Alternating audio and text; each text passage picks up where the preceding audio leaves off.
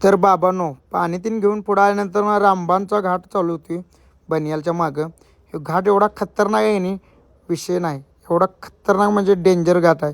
तुम्हाला वाटत असेल नुसता मजा आम्ही खूप एन्जॉय करतोय मज्जा करतोय, पण इथं गाडी चालवताना चांगली हातभर गाडी फाटते या असं. या दरीत की नाही कमीत कमी 15 ते 20 गाड्या पडलेल्या आहेत दरीत. डोळ्याला असं अंगावर काटा येतो गाडी बघितली की. पुढं आल्यानंतर ना ही एक भाऊ गाडी पलटी करून बसलेला सफरचंदची. तर हे असं काय काम करू नका भावानो, माझ्या ड्रायव्हर भावानो. तुम्हाला हात जोडून विनंती करतो, आपलं जीवन एकदाच आहे. मालक काय गाडी नवीन बनवू शकतोय, पण आपला एखादा पार्ट कुठला जर गेला तो पार्ट आपण काय नवीन बसवू शकत नाही.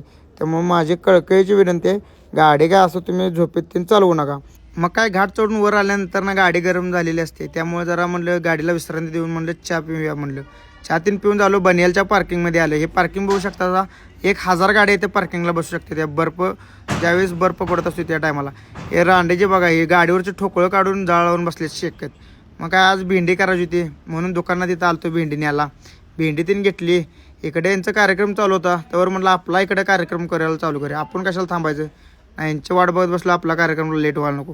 फायनली लावड्याने भेंडी तयार केली. मस्तपैकी सगळेजण जेवायला बसलो. तर चपाती, भेंडीची भाजी, अंड्याची पोळी आणि दही आणि दाल तडका एवढं सगळं होतं. तर ह्याच्या पुढचा ब्लॉग बघत राहा. त्यावर लाईक, शेअर, कमेंट आणि फॉलो करा.